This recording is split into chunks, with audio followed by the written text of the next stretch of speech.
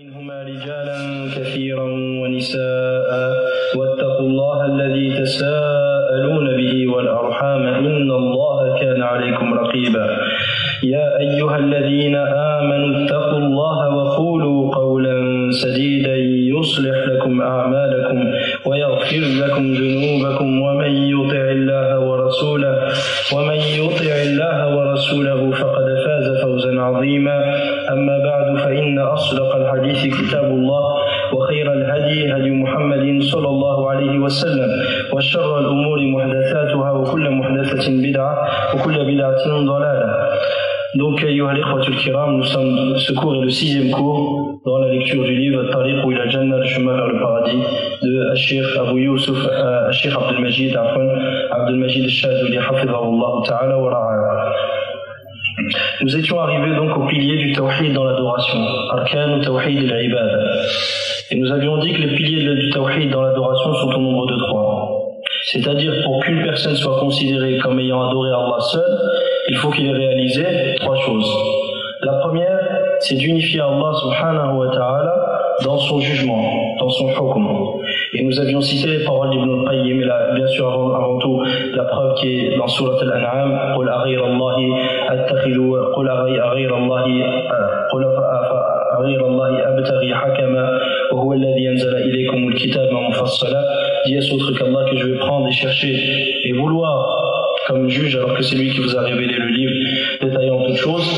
Puis nous avions cité le tawhid d'Allah dans al-wilaya, dans l'alliance, d'unifier Allah dans l'alliance. Puis nous avions cité le 3e, et la preuve était la parole d'Allah, قُلْ أَغَيْرَ اللَّهِ أَتَّخِذُ وَلِيًّا فَاطِرِ السَّمَاوَاتِ وَالْأَرْضِ وَهُوَ يُطْعِمُ وَلَا يُطْعَمُ. Dis à ce autre qu'Allah que je vais prendre et chercher comme allié, alors que c'est lui qui وَهُوَ الَّذِي أَنزَلَ قُلْ أَغَيْرَ اللَّهِ أَتَّخِذُ وَلِيًّا فَاطِرِ السَّمَاوَاتِ وَالْأَرْضِ. Dis à ce autre qu'Allah que je vais prendre comme allié, alors qu'il est le créateur des cieux et de la terre, jusqu'à la fin du verset où Allah dit وَلَا تَكُنَنَّ مِنَ الْمُشْرِكِينَ, et ne soit pas un point du nombre des mushrikin, des associateurs, qui associent Allah dans son alliance ou dans autre chose, dans l'alliance ou dans autre chose. Puis nous avions cité le 3e, qui était Tawhidullah fi nusuk, d'unifier Allah dans les actes cultuels, dans ta prière, dans ton jeûne, dans ton siyam, dans tes sacrifices. Tu dois unifier Allah subhanahu wa ta'ala dans ces actes-là. Et afin de mettre la lumière sur ces points, nous avions pris un autre livre qui s'appelle Bitaqat al-Ta'aruf de Cheikh Abdul Majid al-Shadhili, parce qu'il explique, en fait, on explique les paroles du Cheikh par d'autres paroles du Cheikh. Dans ce livre-là, wa alaykum salam wa rahmatullah, dans ce livre-là, il explique les annulatifs du tawhid dans le hukm, et les annulatifs du tawhid dans l'alliance, et les annulatifs du tawhid dans al-nusuk, dans les actes cultuels. Nous maintenant, donc on était au premier point qui était les annulatifs du tawhid dans le hukm, et nous en avions cité 2. Le premier qui était de juger par une autre législation que la législation d'Allah subhanahu wa ta'ala. Et nous avions cité la preuve qui était la parole, nous avions cité les preuves et les paroles d'Ibn Kathir rahimahullah ta'ala. La preuve ومن لم يحكم بما أنزل الله أولئك هم الكافرون فحكم الجاهلية يبغون ومن أحسن من الله حكما لقوم يوقنون. Et nous avions cité aussi le 2e point qui était le tahakum, de revenir vers une autre législation que la législation d'Allah afin de chercher le litige, de chercher une solution au litige entre toi et les gens, de revenir vers une autre législation. Puis nous avions fait une parenthèse pour expliquer la différence entre le tahakum et entre le fait d'aller devant un juge pour demander son droit, qui est un droit que la charia t'a garanti. Quelqu'un te l'a dérobé, par exemple t'as volé ta voiture, tu sais qui c'est qui te l'a volé ta voiture, ou il y a une terre qui appartenait à tes grands-parents, tu l'as reçu en héritage, il y a une personne réputée dans la société ou dans le gouvernement, il vient, il t'arnaque, il te prend ta terre, et à la fin tu te retrouves sans terre. Mais tu as les preuves que cette terre t'appartenait et que par conséquent c'est toujours ton bien. Aller devant un juge pour lui demander que vu que cette terre t'appartient, tu lui dis voici les preuves, cette terre m'appartient, un tel me l'a pris injustement, je veux donc ma terre, ça c'est pas du tahakum. Ça c'est pas du tahakum, et en cas de nécessité, ou lorsque ce bien que tu as perdu, si jamais tu ne le récupères pas, tu vas te retrouver dans une situation très très délicate, il t'est permis d'aller faire ce genre de démarche. Mais sinon, si le bien est minime, comme une chose banale dans la vie de tous les jours, il est demandé de s'éloigner du tarot et de s'éloigner des tribunaux qui jugent par autre que la loi d'Allah subhanahu wa ta'ala. Mais nous avions dit que ça, c'est pas du tahakum. Parce que le tahakum, qu'est-ce que c'est? C'est de revenir vers un juge afin de lui demander de trancher, d'arbitrer dans un litige, par sa loi. Donc, en cela, il y a une satisfaction de l'autorité une satisfaction et une reconnaissance de la divinité de ce juge qui se permet de juger par autre que la loi d'Allah subhanahu wa ta'ala. Donc ça, c'est le tahakum. Quant au fait, ce qu'on appelle istifa ou al-huquq, de récupérer ses droits, que ce soit au travers des tribunaux ou d'aller voir la police ou autre, ça rentre pas dans le tahakum. Donc ça rentre plutôt dans ce qu'on appelle al-istinsar, la demande d'aide, ou istifa ou al-huquq, ou la récupération de ses droits. Nous avions de toute manière expliqué ça dans le cours précédent. Pour ceux qui veulent y revenir, Inch'Allah, l'audio est présent.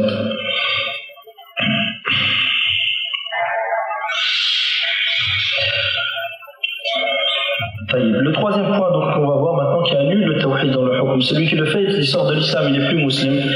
هو تحكيم شرع غير يقول الشيخ حفظه الله تحكيم شرع غير شرع الله. Donc mettre en place une loi une législation autre que la législation d'Allah, de mettre en place une législation autre que celle d'Allah par laquelle les gens vont revenir pour trancher leur litige. والدليل قوله تعالى فلا وربك لا يؤمنون حتى يحكموك فيما شجر بينهم ثم لا يجدوا في أنفسهم حرجا مما قضيت ويسلموا تسليما. Allah dans le Coran nous dit non, par ton Seigneur ils ne seront pas croyants aussi longtemps qu'ils ne te prendront pas comme juge dans les litiges qui arrivent, qui se produisent entre eux, puis qu'ils ne ressentent aucune gêne au fond d'eux-mêmes par rapport à la décision que tu as prise et qu'ils se soumettent une totale soumission. Je répète, Allah dans le Coran nous dit dans la traduction approximative, non par ton Seigneur, c'est-à-dire ces gens prétendent être croyants. Non, ce n'est pas le cas, loin de là. Ils ne seront croyants par ton Seigneur. Allah jure par lui-même. Imaginez la gravité de la chose. Allah jure par lui-même que nul ne sera croyant tant qu'ils ne te prendront pas comme juge à Muhammad dans leur litige.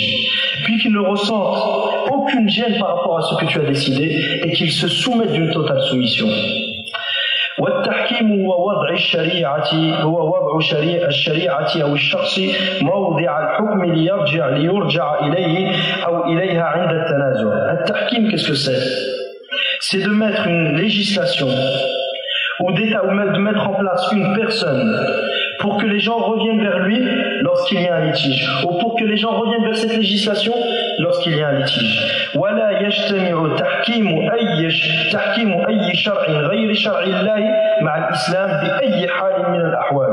Et celui qui met en place une autre législation que la législation d'Allah, afin que les gens reviennent vers cette législation pour trouver des solutions à leur litige, celui qui met en place cette législation et celui qui agit de la sorte, en aucun cas la foi et l'islam ne peut être présent dans son cœur en même temps que son acte. Il est impossible que cette personne soit musulman et dans le même moment il fait ça. Comme on le voit aujourd'hui, que ce soit au Maroc, en Algérie, en Tunisie, en Arabie Saoudite même, que ce soit dans la plupart des pays aujourd'hui. La plupart des pays qui se prétendent des États islamiques, en réalité, qu'est-ce qu'ils font? Ils ont pris les lois occidentales, et ils les ont mis en place à la place de la charia d'Allah. La charia d'Allah, ils l'ont rejetée. Et ils ont mis en place d'autres législations que les hommes ont forgées, que les hommes ont inventées, à travers ce qu'ils pensent eux être correct.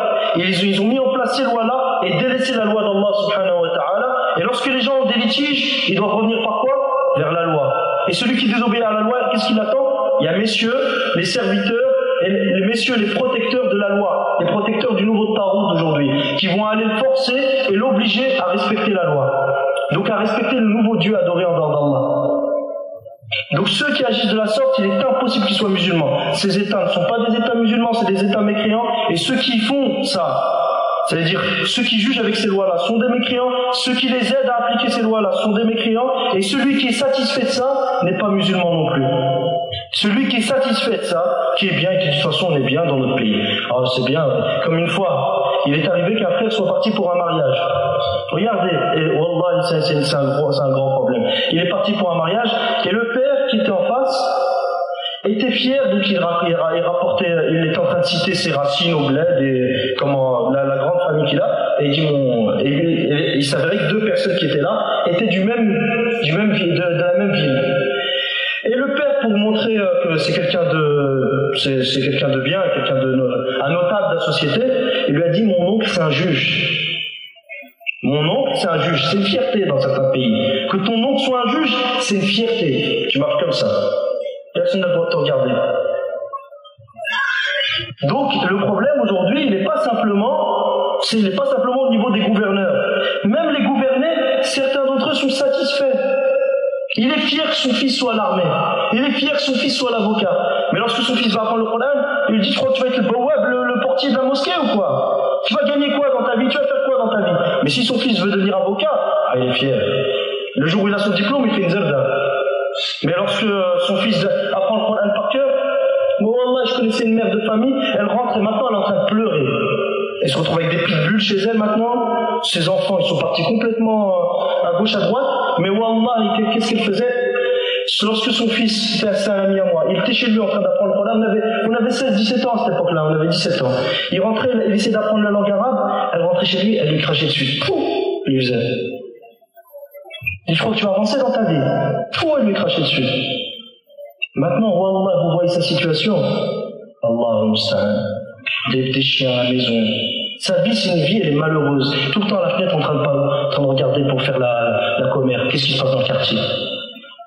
Mais wallah, ce qu'elle a fait quand elle a craché sur son fils quand il essaie d'apprendre le Coran, elle le regrettera toute sa vie, sauf si elle se repent. Aujourd'hui, son fils serait devenu avocat. Masha'Allah, mon fils a réussi dans la société. Il a prêté allégeance à la Constitution, rien à faire. C'est bien. Comme il y en a, wallah, c'est déjà arrivé que certains frères parlent avec certaines personnes sur l'importance de désavouer le kufr, de ne pas faire de kufr. Il y en a un, il lui a dit, mais si on ne fait pas de kufr, on va vivre comment? Si on ne fait pas de kufr, on va vivre comment? Subhanallah, donc Allah, il n'est pas sage. Allah, il nous a donné une loi qu'on ne peut pas appliquer. On est obligé de vivre dans le kufr. On est obligé de faire du kufr dans notre vie. Ça n'existe pas, ça, c'est pas possible. Donc, il faut se dissoudre. C'est plus intégré, c'est se dissoudre, se perdre. T'as plus d'identité. Tu sais plus qui t'es. Et c'est grave. Aujourd'hui, maintenant, même en France, si vous voyez bien, avant, par exemple, quand tu demandais la carte de séjour, quand tu demandes la carte d'identité, te demande de prêter allégeance à la Constitution. Et ça, c'est du kufr clair. Ça, c'est quelque chose de très très grave. Pas jouer avec ça. Tu dis, je jure fidélité à la Constitution, je jure de défendre les lois de la République. Si tu as fait ça, c'est comme si tu avais juré. Pour bien comprendre ça, imaginez quelqu'un, à l'époque du prophète, il y a les statues là, Tel Uzza et tout. Et il se met à côté, et il dit, je jure fidélité, il dit, je jure fidélité à Allah, Tel Uzza, je jure de les défendre, de sacrifier ma vie pour. Après, il va le prier avec le prophète. Le prophète, il va accepter son islam. C'est pas possible. Celui qui dit là, il est Allah, comme dit le prophète, et désavoue tout ce qui est adoré en dehors d'Allah. Son sang, et c'est bien son alors sacré, c'est-à-dire par la sacralité de l'islam, c'est-à-dire qu'à ce moment-là, il sera musulman. Mais c'est pas possible que quelqu'un soit musulman en jurant fidélité à la Constitution. C'est devenu un honneur aujourd'hui de faire partie des partis politiques et de prêter allégeance à la Constitution, de défendre la Constitution, sacrifier sa vie pour la Constitution. C'est quelque chose de grave. Donc avant, en France, par exemple, c'était ça. Quand tu voulais avoir la nationalité, c'est ce qu'ils te mettaient comme condition. Mais quand tu voulais avoir la carte de séjour, ils ne te demandaient pas cette condition. Mais maintenant, ça a changé. Même la carte de séjour, pour qu'ils te la donnent, tu dois suer, mais tu ne dois pas suer dans le bien. Tu dois suer pour sacrifier ta vie pour le shaitan. Tu dois te dissoudre, te perdre, t'es quelqu'un d'autre. On ne te reconnaît plus. Comme il y en a, il était passé un jour, il avait les cheveux bouclés, et il s'appelait Michel. Avant, il s'appelait Mouloud. Je ne sais pas comment il s'appelle. Il dit, je comprends pas pourquoi on prend, c'était après le 11 septembre. Il dit, je comprends pas pourquoi on croit pas que je suis un Français. Alors, regarde-toi. Il n'y a pas photo. Quoi que tu fasses, ça marchera jamais. Je sais pas si vous connaissez l'histoire avec l'hirondelle. Bon, c'est une histoire qui a raconté, juste une parenthèse, Cheikh Abdel Karim al-Khodel, qui est un muhaddith à Riyad, il citait un point. Souvent dans les livres, tu trouves des histoires, et c'est des histoires qui n'ont pas existé, comme l'histoire de Juha, et son Hima, et son Himar, et son âne. C'est des histoires qui n'ont pas existé. Il a dit pourquoi ces histoires-là, bien qu'elles n'aient pas existé, il est permis de les citer. Alors que c'est un mensonge. Al-Kadhib, c'est quoi? C'est mukhalafat al-haq. C'est que ça s'oppose à la réalité, ça ne s'est pas passé. Il dit parce que le mafsada, le méfait du mensonge, il n'est pas présent. Il n'y a pas de méfait concrètement. Donc, les savants se sont permis à citer ce genre de récit. Donc, il y a une histoire avec un corbeau qui est tombé amoureux d'une hirondelle. Donc, qu'est-ce qui s'est passé? Bon, il a été la voir et tout. Bon, il voulait se marier avec elle. Elle voulait pas lui dire, tu te regardes pas, t'es tout noir, regarde comment tu marches et tout. Donc, qu'est-ce qui s'est passé? Il est parti, il a trouvé un pot de peinture blanche. Il est rentré dedans. Il est ressorti, il était tout blanc. Donc, il était tout content. Il revient vers l'hirondelle, il marche, il arrive près d'elle. Et lui, il était content, il s'est dit, maintenant on se ressemble, donc ça va aller. Elle le regarde et dit, mais regarde ta démarche, regarde comment tu es. Donc il va pendant quelques temps, il s'entraîne à marcher bien comme il faut. Il revient et il marche comme une hirondelle. Donc il marche comme elle quasiment. Il lui ressemble en apparence. Elle le regarde et lui dit, regarde toi, tu ressembles plus à rien. T'es ni un corbeau, t'es ni comme moi, ni comme t'étais avant. Mais c'est exactement ce qui se passe aujourd'hui. C'est exactement ce qui se passe aujourd'hui. C'est que, subhanallah, les musulmans aujourd'hui, les gens, et certains musulmans apostasient de leur religion, délaissent leurs principes religieux pour des principes, soi-disant les principes de la République et de la démocratie, mais à la fin, ils ne sont ni acceptés. Ils ne sont ni acceptés par les musulmans. Ils ne sont ni acceptés par les musulmans, ni acceptés par ceux ceux qu'ils ont voulu satisfaire. Ils ne sont ni acceptés par les musulmans ni par les autres. Donc ça, c'est ce qui se passe aujourd'hui. Donc il faut faire très très attention. Allah subhanahu wa ta'ala nous l'a montré. Et les juifs et les chrétiens seront satisfaits de toi jusqu'à ce que tu suives leur milla, leur religion. Tu te dissous, tu deviens comme que tes enfants peut-être ils seront acceptés, mais toi, il y aura toujours un petit problème. Et Allah t'humilieras. Celui qui satisfait les gens au dépend du mécontentement d'Allah, Allah le rabaissera et l'humiliera. Donc quoi, même s'ils t'acceptent, ils vont t'humilier quand même. Qu'Allah nous préserve. Je ne sais pas si vous avez vu, dernièrement, avant par exemple là ils sont en train de faire toute une campagne, il y a eu un scandale, ça s'est passé sur le Jazeera. Certains membres de la communauté musulmane, quand je dis la communauté musulmane, je suis pas en train de dire que ce sont tous des musulmans. Celui qui unifie Allah, il est musulman. Celui qui adore Allah seul, il est musulman. Celui qui adore qu'Allah, il est mouchrik. Mais c'est des gens qui s'affilient à l'islam, on l'appelle communauté. Donc c'est la communauté musulmane aux États-Unis. D'accord. Qu'est-ce qui se passe ces derniers temps? Les membres de la CIA et du FBI sont descendus dans les rues d'une ville, j'ai oublié c'est laquelle, c'est passé sur le Jazeera, et ils sont en train de recruter. Et puis donc il y avait un reportage, il montrait que maintenant, petit à petit, ils sont en train de mettre de plus en plus d'arabes dans les films. Avant ça n'existait pas, il n'y avait pas ça. Il n'y avait pas, petit à petit, ils mettent des arabes. Mais c'est pourquoi? Comme les frères noirs, ou les frères noirs, je dis pas des musulmans. Mais sinon les noirs avant, il n'y avait pas de ça dans les films. Petit à petit, ça commence à apparaître. C'était quoi le but?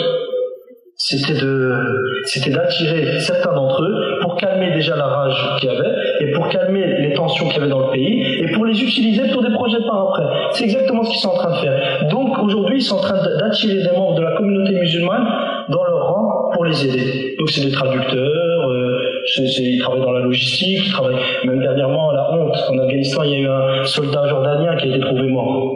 Qu'est-ce qu'il fait le Jordanien là-bas? Qu'est-ce qu'il fait depuis quand la Jordanie est là-bas? Non, la Jordanie sont là-bas aux côtés des forces qui combattent là-bas, mais c'était pas officiel. Donc là, c'est un scandale. Un Jordanien retrouvé mort là-bas. Ça a été dit sur le Jazeera la dernière fois. Non, c'est un scandale. C'est un scandale pour la Jordanie parce qu'ils essaient de se cacher. Ouais, c'est vrai. Parce que la Jordanie, c'est le premier pays qui a pris en charge la torture des gens qui étaient à Guantanamo. On les torturait pas en Allemagne parce que c'était interdit, mais on les transférait en Jordanie. C'est le premier pays. La Jordanie, ensuite la Syrie, ensuite l'Égypte, et après le Maroc, la Tunisie. C'est connu. C'est d'avant déjà.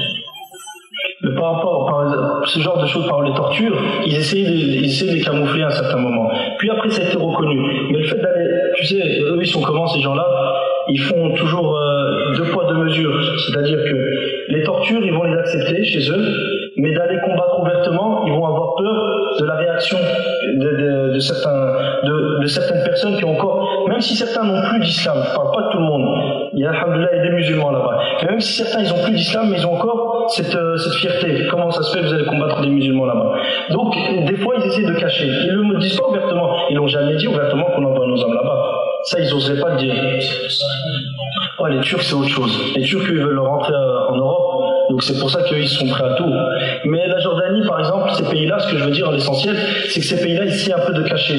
Et petit à petit ils sont en train de se dénoncer. Qu'Allah nous préserve. Par exemple, quand on dit communauté musulmane, personnellement, je pense que le fait que ces gens-là sont en Amérique, déjà, c'est tout à fait contraire à leur foi. On peut dire que c'est des gens qui croient, que ce soit un grec, que ce soit un grec. On peut dire que c'est musulman, je pense que c'est un peu exagéré. En fait, le fait de vivre. Pardon, ça c'est entre nous. Entre nous, par exemple, pour les autres, ça c'est autre chose. Mais entre nous, si on dit que ces gens-là sont musulmans, je pense que c'est un peu exagéré. Le simple fait de vivre en Amérique, c'est pas de. Regarde, là, si tu permets, le simple fait de vivre en Amérique, il faut savoir que la grande majorité des Njumhur, considèrent que celui qui vit dans une terre de kufr n'est pas kafir. Il y a eu un khilaf, mais c'est un khilaf à la kulli hal. Certains ont peut-être dit le contraire, mais il s'avère que le plus apparent, c'est qu'il n'y a pas de dalil pour dire que celui qui vit dans une terre de kufr est kafir. Pour dire par exemple que celui qui vit aux États-Unis sans qu'il ait fait de kufr, il est mécréant, ça il faut un dalil clair parce que comme il est connu, ce qui est affirmé avec certitude ne peut être retiré que par une certitude qui lui est semblable. Donc si l'islam a été affirmé avec certitude d'une personne, c'est-à-dire quelqu'un qui nous montre l'islam en apparence, nous lui montrons, nous le considérons comme un musulman. Maintenant, pour le faire sortir de l'islam, il faut vraiment un dalil clair. Ici, un dalil, dire que la simple iqama, la simple résidence aux États-Unis est un acte qui exclut de l'islam, ça il faut une preuve claire. Et jusque preuve du contraire, c'est-à-dire qu'on ne peut pas affirmer ce genre de choses. Oui, mais par exemple,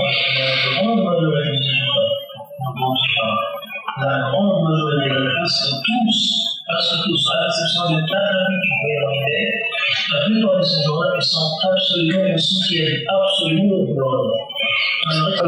ça, franchement, il faut l'affirmer. C'est-à-dire quoi, même, tu sais, même le fait qu'on pense qu'un grand nombre de gens, par exemple,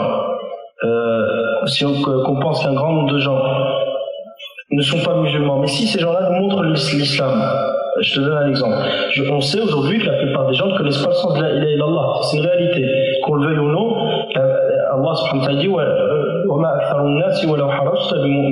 et la plupart des gens, même si tu fais 20 efforts, ne seront pas croyants. Ça, c'est une réalité. Beaucoup de gens ne savent pas le sens de la ilaha illallah. C'est une réalité. Mais si cette personne me montre l'islam, qu'est-ce que je lui montre moi? Je me comporte avec lui comme un musulman. Même si je suppose qu'il ne sache pas l'islam.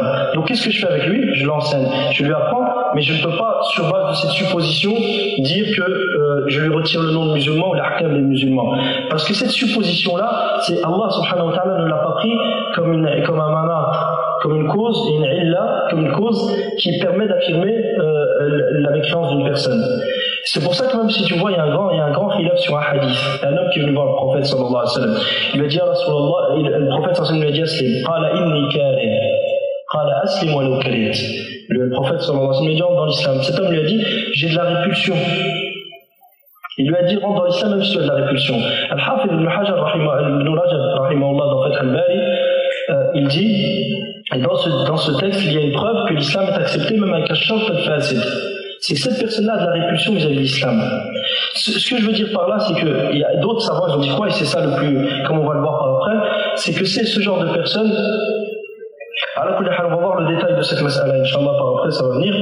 Mais ce qui est à retenir, c'est que quelqu'un, je peux savoir, et je peux me douter qu'il n'est pas musulman, mais s'il montre l'islam, je le juge musulman. C'est pour ça, par exemple, Al-Hazil, celui qui prononce l'islam, qui dit qu'il rentre dans l'islam pour rigoler. Imaginez qu'on est dans un état islamique, et qu'un chrétien, il est là, il est avec deux musulmans, et leur dit, vous savez quoi aujourd'hui? Je suis musulman, alors. Certains savants, Ibn Qayyim, rahimahullah, certains Hanafiya, ils ont dit, il est musulman en apparence. Mais maintenant, est-ce qu'il va aller au paradis ou pas? Ça, s'il n'était pas, tant qu'il faisait ça juste pour plaisanter, il n'ira pas au paradis. Mais en apparence, il est musulman. Bien qu'on sait qu'il n'a pas rempli, lui, des conditions de la ilaha illallah, qui est un sidq, il n'est pas sadiq. Cette personne-là, il n'avait même pas l'intention d'entrer dans l'islam, il faisait que blaguer. Mais son islam est quand même accepté en apparence. C'est-à-dire qu'il y a des ahkam qui en découlent.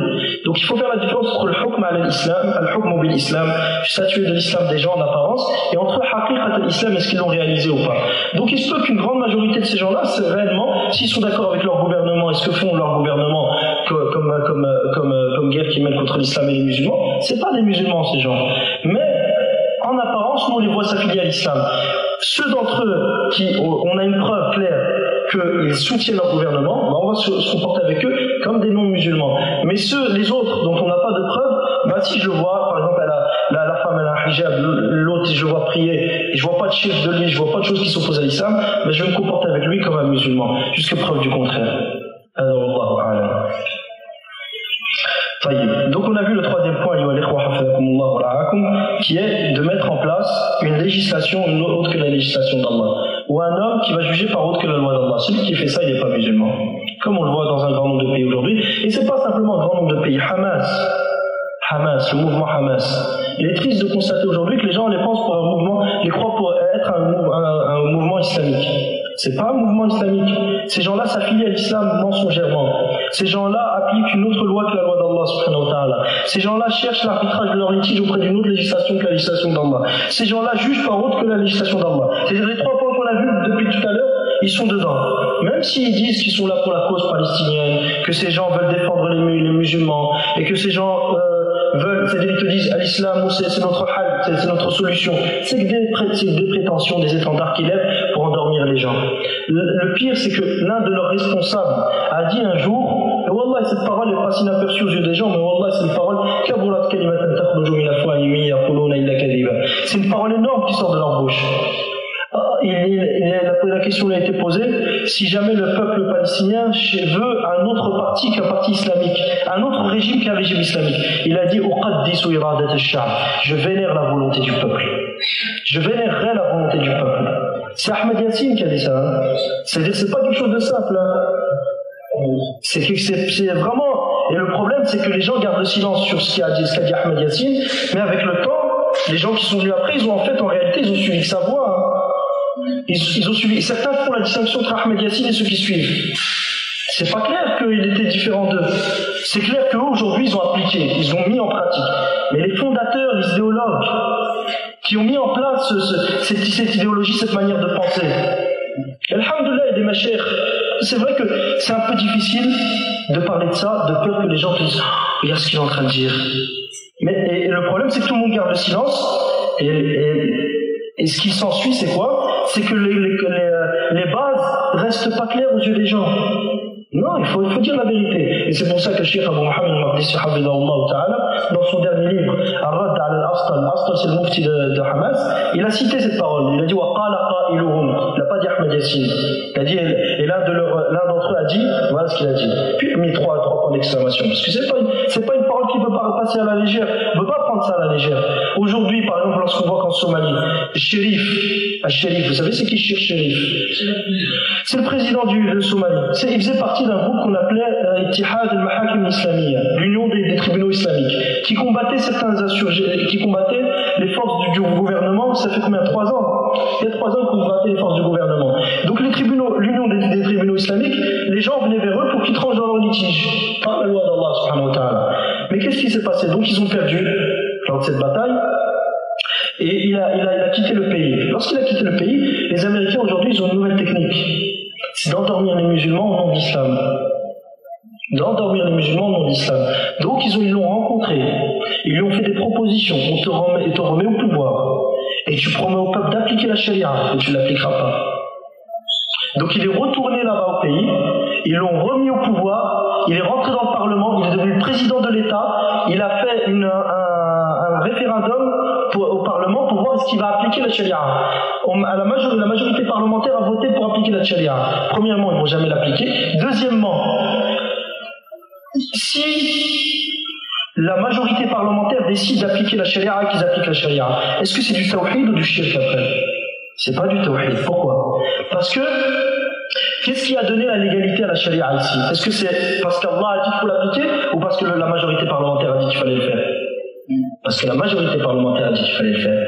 Donc ce hukm-là, aslul hukm wa asasul hukm, le fondement de l'application de la charia, ce n'est pas la prédominance et la suprématie de la charia d'Allah subhanahu wa ta'ala. Non, c'est la suprématie de la nation. C'est comme si demain n'importe quel gouvernement occidental se décidait à appliquer la peine du voleur. Est-ce qu'on va dire que cette peine-là, que cette loi-là est une loi d'Allah? Non, parce qu'elle provient de quoi? Elle provient d'une base qui n'est pas une base islamique, qui est que la suprématie appartient à la nation, et cette nation, partant de ce principe que la suprématie, la prédominance lui appartient, elle a décidé de mettre en pratique telle et telle loi. Et Genghis Khan, le chef des Tatars, il avait des lois qui s'accordaient à la loi d'Allah subhanahu wa ta'ala en apparence. Est-ce que c'est pour autant que les savants ont dit que ces lois étaient des lois islamiques? Loin de là. Donc aujourd'hui, il faut bien comprendre que ces mouvements, surtout les mouvements des Ikhwan Muslimin, ces gens-là combattent l'islam de l'intérieur. et seront utilisés par les gouvernements, par l'Occident pour détruire l'islam de l'intérieur.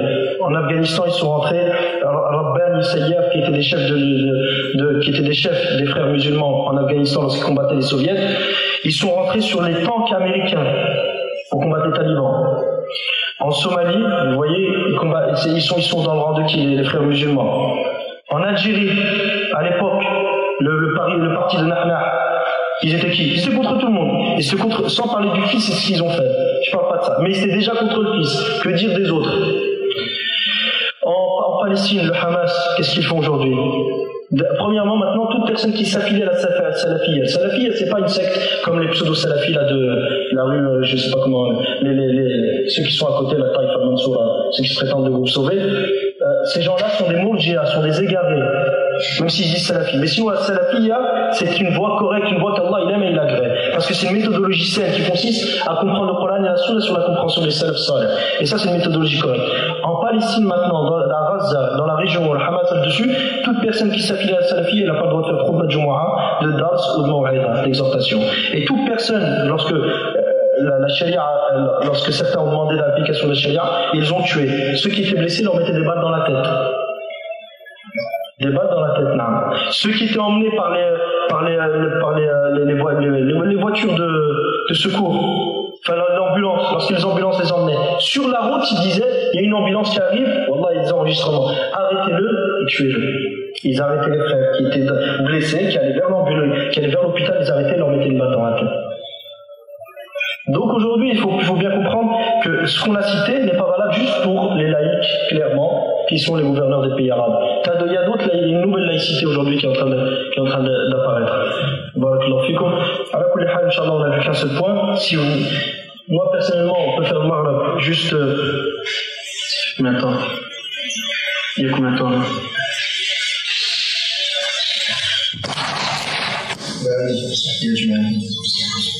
الحمد لله والصلاة والسلام على رسول الله وعلى آله وصحبه ومن اهتدى بهداه أما بعد اللهم لا سهل إلا ما جعلته سهلا وأنت تجعل الحزن إذا شئت سهلا فسهل علينا أمورنا كلها واجعلها خالصة لوجهك الكريم حتى نلقاك بها يوم القيامة آمين آمين آمين.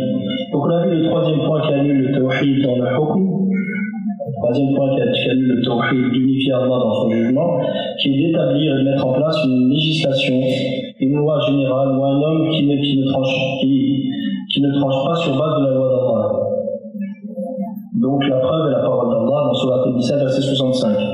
D'accord. Le tahkim, comme on l'a vu, donc qu'est-ce que signifie le tahkim? Il désigne la mise en place d'une loi contraire à la loi d'Allah afin d'être un arbitre dans les litiges entre les gens, ou la mise en place d'un homme qui tranchera entre les gens dans leurs litiges sans se référer à la loi d'Allah, en se référant à une autre loi. D'accord. Le tahkim, donc sans se référer à la loi d'Allah, ou en se référant, c'est pas forcément qu'il revienne à une autre loi, mais il juge selon ce que lui pense être juste. Et il sait qu'il y a la loi d'Allah, mais lui, il va juger avec ce qu'il pense être juste. Donc il s'est pris pour un dieu, cette personne. C'est mis à l'égal d'Allah. Lui aussi, il a une loi. Qu'est-ce qu'il a dit Pharaon? Il a dit et je ne vous montre que ce que je vois. Et je ne vous guide que vers le chemin de la droiture. Donc c'est ça. Chaque siècle a un Pharaon. Et aujourd'hui, il y a des pharaons, plusieurs pharaons aujourd'hui, qui établissent aux gens des lois d'eux-mêmes qui pensent être justes. Et ils savent qu'Allah a dit le contraire. Le tahkim d'une quelconque législation, donc la mise en place d'une quelconque législation autre que celle d'Allah et l'islam ne peuvent en aucun cas être présents en une même personne. C'est pas possible que quelqu'un soit musulman et dans le même moment il mette en place une autre législation que la législation d'Allah subhanahu wa ta'ala.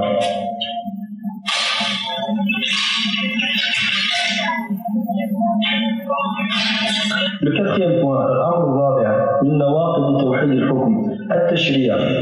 donc le quatrième point, c'est la législation. Et la preuve donc de légiférer des lois contraires à la loi d'Allah. Donc que la personne sache que sa loi, que ce qu'il va faire est contraire à ce qu'Allah a dit et qu'il établisse tout de même cette loi-là. Par exemple, vous connaissez la fameuse histoire que Cheikh Kish racontait. Quelqu'un en Tunisie qui a été arrêté parce qu'il s'est marié une deuxième fois. Donc ils l'ont attrapé, ils l'ont convoqué devant le tribunal. Donc ils allaient le condamner, hein, il allait être condamné. Puis lui il a réfléchi, il s'est dit attends, je vais leur dire, ils l'ont dit c'est qui cette femme? Il s'est dit je vais dire que c'est ma femme, je vais me retrouver en prison. Je dis que c'est ma copine, et puis ils m'ont trop dit. Il a dit c'est ma copine, on se connaît, on sort ensemble, je sais pas ce qu'il a dit. Puis ils l'ont laissé partir. Subhanallah. Aujourd'hui, il faut bien comprendre, c'est quoi qui est un crime dans les pays comme le Maroc, l'Algérie, la Tunisie? C'est quoi qui est un crime? C'est qu'un homme ou une femme trompe son mari, ou ça, dans le lit conjugal, chez eux, sans l'autorisation du mari. Regardez les restrictions. C'est quoi le crime dans ces pays-là? C'est que l'homme ou la femme trompe, que l'époux ou l'épouse trompe son époux ou son épouse, sans le consentement de l'époux ou de l'épouse. Donc s'il y a le consentement, il n'y a pas de crime. Vous n'avez rien fait de mal. Vous pouvez aller. Et merci de vous être présenté. Deuxièmement, si c'est fait autre que dans le lit conjugal, il n'y a rien. Subhanallah, si ça c'est pas si la personne qui a fait ça ne s'est pas mis à l'égal d'Allah subhanahu wa ta'ala, alors c'est quoi? Donc de légiférer une loi contraire à la loi d'Allah subhanahu wa ta'ala. De légiférer une loi contraire à la loi d'Allah. Allah subhanahu wa ta'ala nous dit Innama an-nasi'u ziyadatun fil kufr. C'est quoi an-nasi? An-nasi, les Arabes à l'époque, an-nasi, donc les Arabes, qu'est-ce qu'ils faisaient à l'époque? Ils avaient 4 mois sacrés. Mais ces mois sacrés, quand ça les arrangeait pas, parce qu'ils n'avaient pas le droit de se battre pendant ces mois-là. Donc chaque année, ils les changeaient. Donc c'était des fois tel et tel mois. Après, l'an d'après, c'était d'autres mois encore. En fonction de ce que eux, de leurs intérêts. Donc ils sacralisaient et désacralisaient les mois selon ce que eux pensaient, selon leurs intérêts. Alors qu'Allah subhanahu wa ta'ala fait qu'il y ait 4 mois sacrés. Juste une chose, c'est que si un frère les connaît en détail, donc Dhul-Qiyada, Dhul-Hijjah, Muharram, wa Rajab. Voilà. C'est 4 mois. Dhul-Qiyada, Dhul-Hijjah, Muharram et Rajab. Eux, donc Allah a fait que ces 3-4 mois-là soient sacrés. Eux, ils les ont désacralisés. Et des fois, ils faisaient que c'était d'autres mois, en fonction de leurs intérêts. Allah nous dit quoi sur cet agissement? Regardez bien. Innama an-nasi'u ziyadatun fil kufr. Le nasi, donc cet acte de retarder, de changer les mois sacrés, de les désacraliser certaines fois, et pour en sacraliser d'autres, est un rajout et un supplément dans la mécréance. Est un rajout et un supplément dans la mécréance. C'est un excès dans la mécréance. Ibn Hazm rahimahullah dit quoi? Il dit فإن كان النسيء زيادة في الكفر فالزيادة على الشيء الزيادة على الشيء كفر كذلك. Donc si vous voulez dire quoi, Ibn Hazm rahimahullah, je me souviens plus de la parole en détail. Il disait si le nasi, si le fait de désacraliser les mois sacrés, un jour c'est 4 mois, le lendemain d'après c'est d'autres 4 mois. Si ça c'est un excès dans la mécréance, c'est que c'est déjà de la mécréance. Si c'est un excès dans la mécréance, Allah nous a dit que ceux qui font ça, ils ont outrepassé les limites dans la mécréance. Et que c'est un surplus de mécréance. Mais c'est de la mécréance quand même. Donc celui qui permet ce qu'Allah interdit, qu'est-ce qu'il a fait? Il a fait de la mécréance. Allah il a sacralisé, il a interdit de boire du vin. D'accord. Mais dans ces pays qui jugent par autre que la législation d'Allah, qu'est-ce qui se passe? Tu casses une bouteille de vin à quelqu'un, tu dois rembourser ou pas? Non, tu dois rembourser. Donc ils ont sacralisé ce qu'Allah a désacralisé, bien plus à considérer comme étant quelque chose d'ignoble et quelque chose d'impur. Et eux, ils l'ont rendu quoi? Sacré. C'est un bien qui a une valeur aux yeux de la loi, et celui qui le casse, il doit payer. Donc, ceci est de la mécréance. Comme Allah subhanahu wa ta'ala le dit.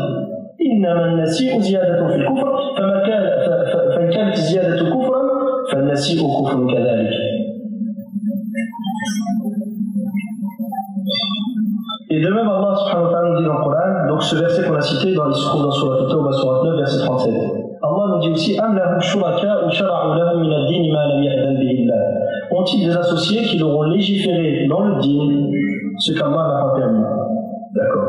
Le terme din, parce que les mots de djihad, al-jahiliya d'aujourd'hui, qui défendent les tawarites, ils disent quoi? Ils disent ce verset que ont-ils des associés qui leur ont légiféré ce qu'Allah n'a pas permis, qui leur ont légiféré dans le din ce qu'Allah n'a pas permis? Et ils te disent ça, c'est pour ceux qui te disent, par exemple, la prière, on a 5 prières par jour. Non, les musulmans devaient prier 6 prières par jour. Donc celui qui fait ça, ils vont te dire, lui, c'est un tarot, c'est un mécréant, parce qu'il a légiféré dans le din, dans la religion. Donc pour eux, la religion, c'est juste le côté culturel. Hein. C'est juste la prière et le siyam et la zakat. Hein. Donc ils te disent, celui qui fait ça, il c'est un mécréant. Et il s'est mis à l'égard d'Allah. Mais celui qui dit, Allah a interdit le vin, mais moi je le perds. Allah a interdit le vin, certes. Dans mon pays, c'est permis le vin. Ou Allah a interdit telle relation. Dans mon pays, c'est permis. Allah a interdit l'apostasie. Mais au nom de la liberté d'expression et la liberté de culte, c'est permis. Même les satanistes, ils ont le droit. Même les satanistes, ils ont leur liberté d'expression. Un champ d'expression qui est garanti à tout citoyen. Donc au Maroc, il y a des satanistes. Des sataniques. On les appelle satanistes ou sataniques? Donc, ces gens-là, ils ont permis ce qu'Allah a interdit, mais les Mourji'a aujourd'hui, cette secte, ils vont te dire quoi? Oui, mais ils n'ont pas dit que c'était ça la religion d'Allah, ils ont juste permis ce qu'Allah a interdit. Donc, on ne peut pas dire que c'est des mécréants. On leur répond comment? Le terme de qu'est-ce qui explique le Coran mieux que le Coran? Qu'est-ce qui explique le Coran? Et quelle est la meilleure des choses, la meilleure manière d'expliquer le Coran? C'est le Coran par le Coran, et le Coran par la Sunna. Allah subhanahu wa ta'ala nous dit dans Surat Yusuf, Ma kana liya'khudha akhahu fi din al-malik. Yusuf n'allait pas prendre son frère et lui appliquer le din du roi. C'est quoi le din du roi? On voit le tafsir, le hukm du roi. Donc le terme din, il signifie les actes cultuels, la prière, le siyam, la zakat et d'autres, mais il signifie aussi le côté économique, le régime d'un État. On appelle ça un din, parce que le din, ça vient de quoi? De Deinouna. Deinouna, c'est la soumission. C'est pour ça que tu dis quelqu'un, comment tu dis quelqu'un, je l'ai humilié, Dintuhu. Attends. Dintuhu. C'est-à-dire, je l'ai humilié, je l'ai rabaissé. Donc le terme din vient de la racine ad-deinouna, qui veut dire quoi? Qui veut dire la soumission, l'humilité. Donc, le hukm, le régime d'un peuple et le régime auquel se soumet une nation est un din. C'est le din de leur pays. C'est le din de leur pays. Et c'était le din du roi. Allah nous dit, Yusuf n'allait pas appliquer à son frère le din du roi, c'est-à-dire le hukm du roi. Donc le jugement est aussi un din. Le jugement, la loi d'un pays, on appelle ça aussi un din. Donc on reprend cette explication, on l'applique à ce verset. Ont-ils des associés qui l'auront légiféré dans le din, ce qu'Allah n'a pas permis, c'est-à-dire dans leur régime de vie, dans leur manière de voir les choses, dans ce qu'ils doivent faire et ne pas faire, ce qui est permis et interdit. C'est pas simplement dans la prière et dans le jeûne, c'est dans tout. Donc Allah, comment a-t-il nommé ceux qui prennent autre que lui comme législateurs, comment les a-t-il appelés? Ont-ils des associés qui l'auront légiféré dans la religion, ce qu'Allah n'a pas permis? Donc il les a appelés comment? Des associés. Et celui qui est l'associé d'Allah, est-ce qu'il peut être musulman? Vous avez déjà vu un musulman qui se met à l'égard d'Allah? Nouveau ça. Le nouveau din des Mourji'a. C'est qu'il y a des gens qui se mettent à l'égard d'Allah, mais c'est des musulmans. Malgré tout. L'islam, il n'a plus de sens. Hein. Demande-lui celui qui insulte Allah. Certains d'entre eux, tu lui dis celui qui insulte Allah, c'est un point, il te dit c'est un musulman, il dit là, il est Allah. Tu lui dis c'est quoi l'islam? C'est quoi? C'est la soumission à Allah, d'accord. Celui qui a insulté Allah, il s'est soumis à Allah. Il a aimé Allah. Comment tu peux aimer Allah en insultant? على كل حال كلام الألباني فيه ما فيه على كل حال. مسألة الألباني في قضية على كل حال إن شاء الله نتحدث فيها فيما بعد. الألباني لم يصرح بهذا القول يعني كما صرح به لو سمحت لحظة كما صرح به أتباعه فالأتباع أشد ضلالا منه هذا لا شك ولكن هو كلامه على كل حال يعني يفهم منه على كل حال الإشكال تعرف ما هو le problème au niveau de Cheikh Al-Albani c'est que certains qui l'ont défendu par après ont ramené d'autres paroles de lui qui contredisent ce qu'il a dit à ce moment-là. Donc c'est pas que je veux pas rentrer dans ce sujet-là, mais la situation de Cheikh Al-Albani et ce qu'il a dit c'est confus. L'essentiel c'est quoi? C'est de dire s'il a véritablement dit ça, c'est un égarement plus qu'évident, mais si le problème c'est quoi? C'est qu'il parle de quelqu'un, j'ai peur de rentrer dans ce sujet-là, de ne pas avancer, c'est qu'il parle de quelqu'un qui minsou et tabiyati. Je sais pas si tu te souviens de l'audio, et il parle de quelqu'un qui a dit ça par mauvaise éducation. Donc, est-ce qu'il parle de quelqu'un qui a dit ça clairement, qui sait qu'il a insulté Allah, ou il parle de quelqu'un qui a dit une parole dont il ne connaît pas le sens? C'est ça le problème simplement. Parce que lui, déjà lui, il a changé le Non. Après ça, après ça, il a même dit que celui qui insulte la France, en fait, il n'a pas dit aussi clair à la il parle d'une conférence qu'il a fait avec les jeunes musulmans. Il a dit également il a vraiment dit ça, il n'y a pas de doute que ça c'est un égarement évident. Simplement le problème, moi j'avais lu ces quelques paroles qu'il avait dit, tu as difficile à comprendre véritablement. C'est-à-dire concrètement, quand tu lis ça et puis tu lis d'autres choses qu'il dit, tu as des difficultés à saisir réellement est-ce que c'est ce sens-là qu'il a visé ou pas.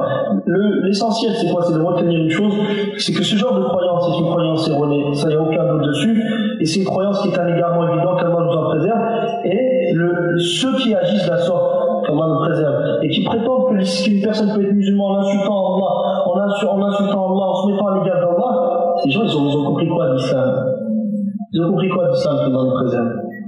Alors que les hajj, Allah nous préserve de ces innovations, des égarements, et nous permet de rester droit de rester sur la voie de Sunnah wal Jama'a. Le cinquième point, donc d'accepter une législation autre que la législation d'Allah. Ça c'est le cinquième point qui annule le tawhid dans le jugement.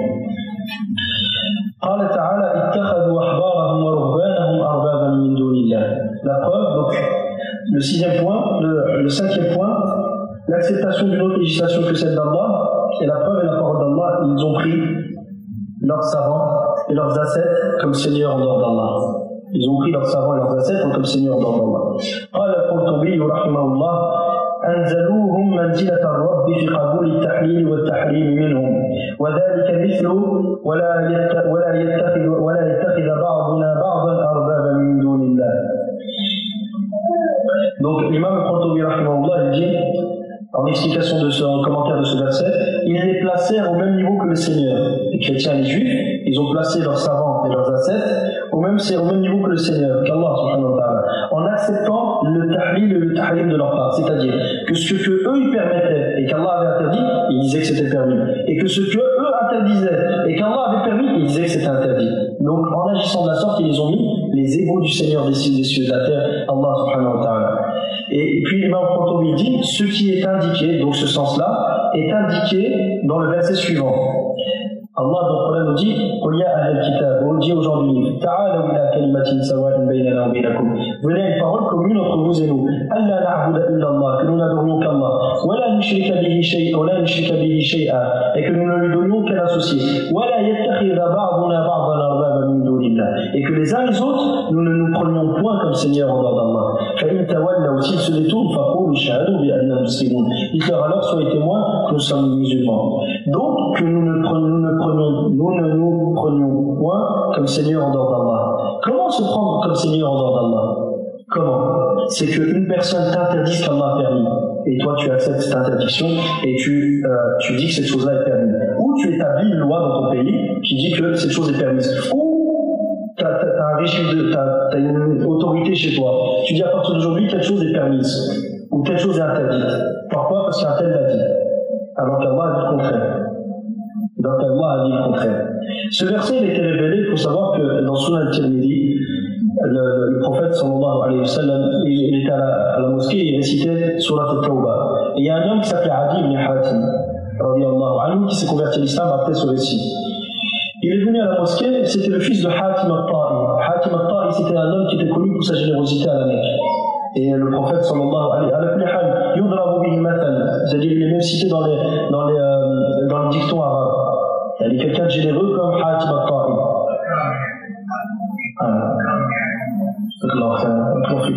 Donc quelqu'un pour montrer qu'il est très très généreux, on dit qu'il est encore plus généreux que Hatim al-Ta'i. Donc Hatim al-Ta'i il est décédé. Il a laissé ses enfants, il a laissé des enfants d'Arabie.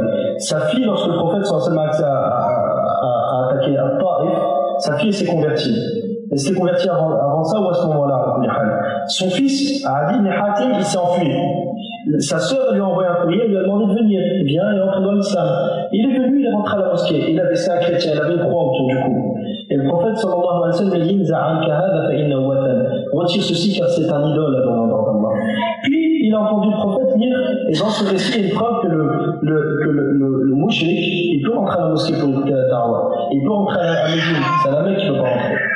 Donc il est rentré, il écoutait le prophète sallallahu alayhi wa sallam lire sur la Tawbah. Jusqu'à que le prophète soit arrivé à ce verset, ils ont pris leur savant et ascète comme Seigneur en dehors d'Allah.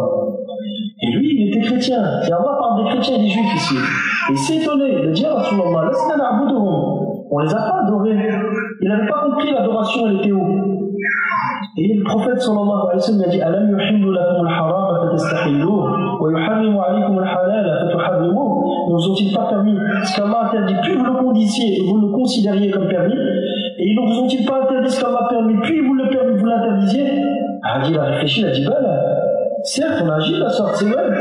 Et le prophète sallallahu alayhi wa sallam devait répondre, c'est comme ça que vous les avez adorés. C'est comme ça que vous en avez fait les seigneurs à l'égard d'Allah subhanahu wa ta'ala. Quelqu'un te permet une chose, et tu sais Allah l'a interdit, et tu le permets. Quelqu'un il a interdit une chose, et tu sais que quelqu'un t'a interdit une chose, tu sais qu'Allah l'a permis, et tu l'interdis. Que si tu agis de la sorte, tu le prends comme Seigneur d'Allah subhanahu wa ta'ala. Mais, ça c'est un point. Il faut faire la différence entre ta'a fi tahlil et tahrim, d'obéir dans le tahlil et le tahrim, c'est-à-dire en permettant ce que autre qu'Allah a permis, qu'Allah a interdit, et en interdisant ce que autre qu'Allah a interdit, qu'Allah a permis, et entre ta'a bil amal, al-muwafaqat fil amal, de le suivre dans les actes simplement. C'est-à-dire, Ibn Taymiyyah rahimahullah ta'ala, il a parlé de ce point-là lorsqu'il a traité de ce verset. Et il a dit quoi? Il a dit si quelqu'un, par exemple, si leurs savants, leurs ascètes, leur permettent une chose qu'Allah a interdit. Et eux font cette chose-là, tout en étant convaincus qu'Allah l'a permis, qu'Allah l'a interdit. Ils ne suivent pas dans le tahlil, dans la permission et l'interdiction, mais ils suivent dans l'action. Il a dit ça, c'est pas du shirk akbar. Ça, c'est pas du shirk akbar. Et de même, si leurs savants et ascètes leur interdisent une chose qu'Allah a permis, puis eux, ils font cette chose-là, tout en étant convaincus que cette chose, elle est toujours permise. Elle est toujours permise. Dans ce cas-là, ils n'ont pas fait de shirk akbar non plus. Je te donne un exemple. Quelqu'un imaginez qu'il vit dans un état islamique. Il va dans un état occidental, ou un état qui n'applique pas la sharia d'Allah subhanahu wa ta'ala. Il arrive là-bas, et il apprend que dans ce pays-là, il est permis d'aller dans les boîtes de nuit. Il est permis de faire des actes de turpitude, qu'Allah nous en préserve. Et il le fait. Est-ce que c'est un mouchrik? Je vous pose la question en fonction de ce qui a précédé. Pourquoi? Allez, Allah s'est fait un clan. Participez, Inch'Allah. Quelqu'un, il vivait par exemple dans un pays où la charia a été appliquée. Donc, ce qu'Allah interdit est interdit, ce qu'Allah a permis est permis.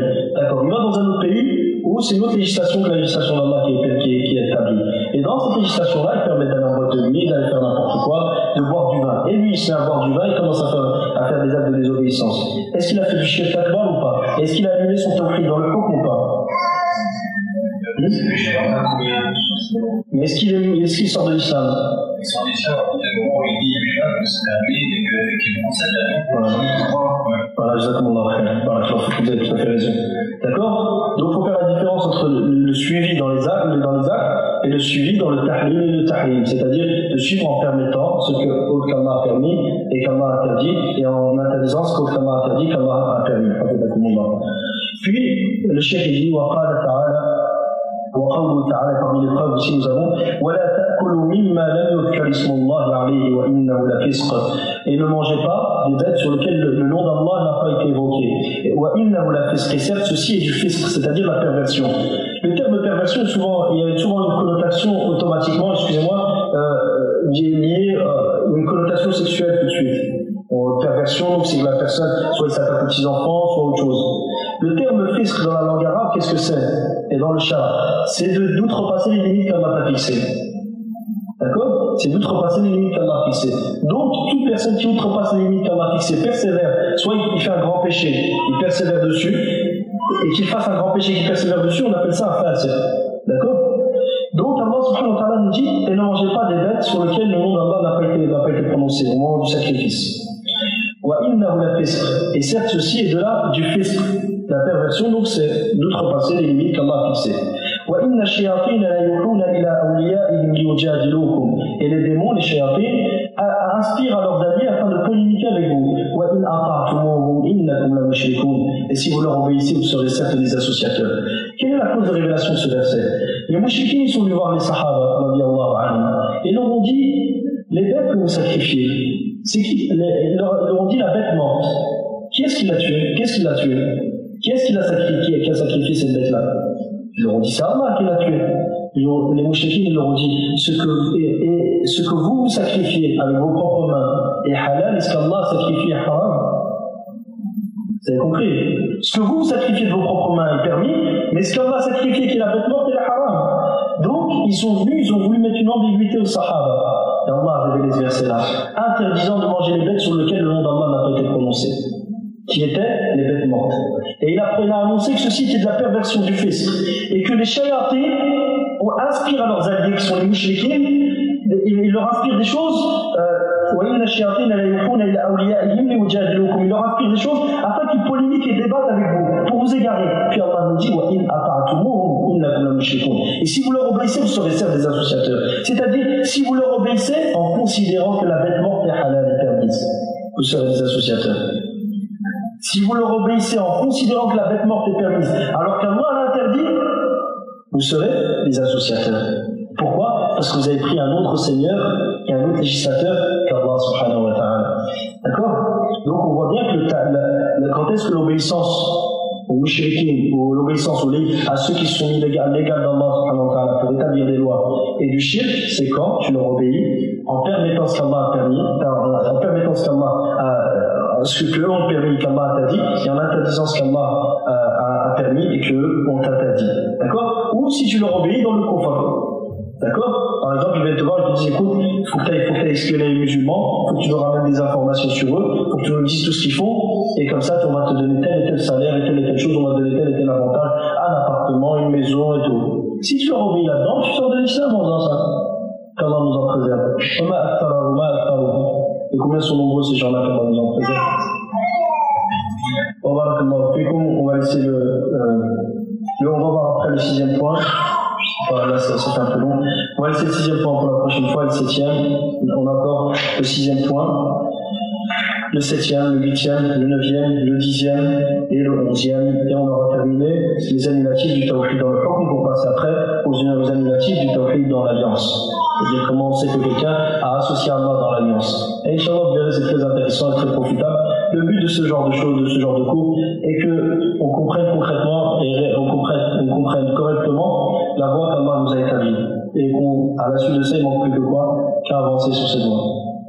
Mais au moins, Inch'Allah ta'ala, de comprendre des choses correctement et convenablement, afin de ne pas s'égarer. وبارك الله فيكم وصلى الله وسلم وبارك على نبينا محمد وعلى اله وصحبه اجمعين الحمد لله رب العالمين.